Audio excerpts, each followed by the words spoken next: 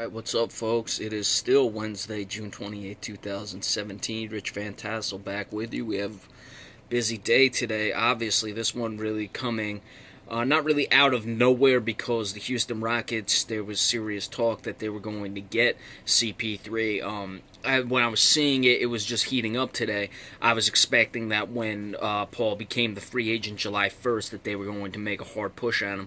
Apparently, Houston didn't want to wait, or the Clippers didn't want to wait, or wanted to get something back for him because Chris Paul has been traded to the Houston Rockets.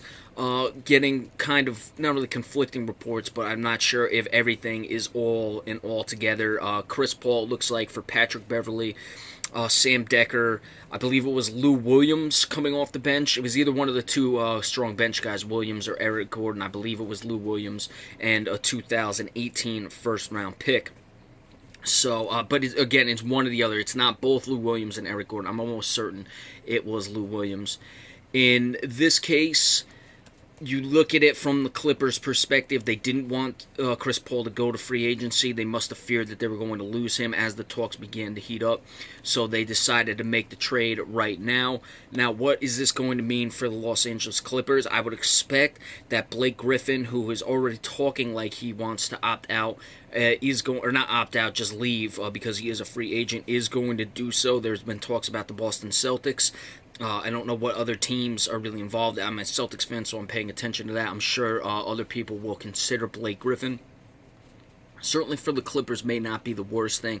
Blake Griffin has been injury prone, and this team didn't really make it as far as they wanted to go. DeAndre Jordan also free agent. So this could be the signal that the Clippers have decided they are no longer going to continue with the obviously with the Chris Paul regime, but they're going to completely destroy everything in the process. Let Blake Griffin go. Let DeAndre Jordan go. It's not a guarantee. Again, we have to see what happens. Maybe they'll try to build around those two guys, but Blake Griffin, a 28-year-old power forward who's been injury prone, and DeAndre Jordan, while a solid player, I like DeAndre Jordan, is a defensive-minded center who really can't do much on the offense except dunk and can't shoot free throws, so that's certainly not a guy who you're really going to look to build your team around. So we discussed it when they lost to Utah in that Game 7 of the first round of the playoffs. Could this be the end? It very much looks like it may be for the Los Angeles Clippers as far as the Chris Paul, Blake Griffin era.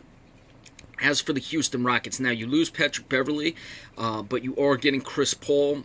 Now, Chris Paul is a guy who's going to need the ball in his hands much more than Patrick Beverley. Remember, James Harden was running the point for this team, so we're going to have to see how those two coincide with each other. Again, you lose Lou Williams, you get to keep Eric Gordon, so it hurts the bench, but you have another guy on the bench already, so you're not really getting killed in that department. Chris Paul, look, I don't think he is as good as people make him out to be. It's a separate argument for a separate day. How much improvement are you getting over Patrick Beverley?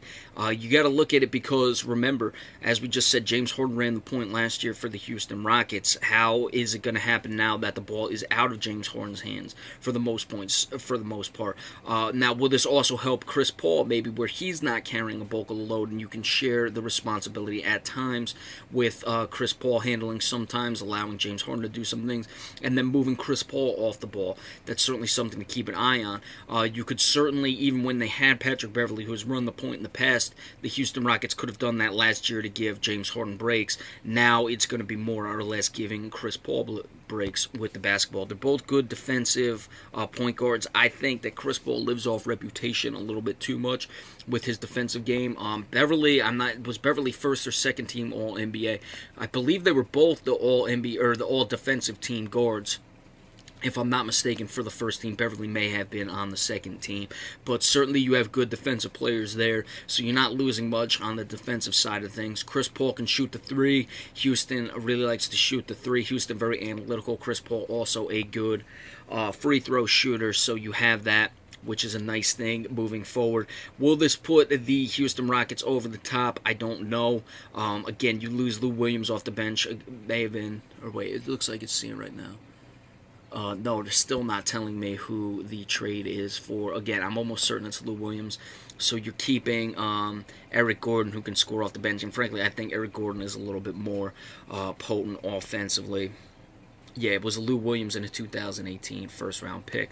So you're not really losing much off the bench. I think that, I was just looking at it from this perspective of what would help the Rockets, because I wanted to see if the Celtics could dump an Avery Bradley or a Jay Crowder. I would look at guys like that as being two guys who would really help the Houston Rockets team. I don't know if they need necessarily another ball dominant guy. Chris Paul can distribute, don't get me wrong, but he still has to handle the ball.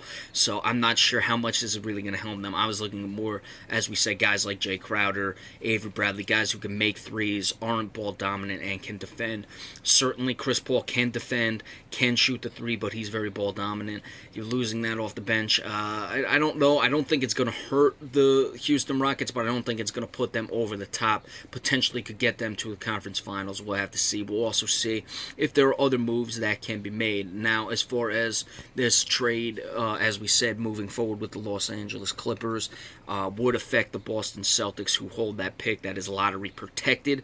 The Celtics wanted to trade that pick as part of the deal with or for Paul George. That's reports of something that they offered, so that also has to be taken into account with this trade. If the Clippers start to lose more, they will no longer, the Celtics will no longer have that pick, so let's keep an eye on that as well. But first things first, just look at it from the perspective of the Houston Rockets and the Los Angeles Clippers. For the Clippers, it looks like they are moving forward and trying to rebuild, and as far as the Houston Rockets, certainly trying to upgrade, but I just don't think it's going to get them there.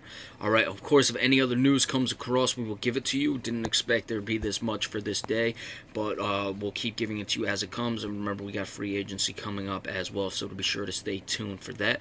And remember, we appreciate all subscriptions as well. Thank you all so much, and we will see you next time.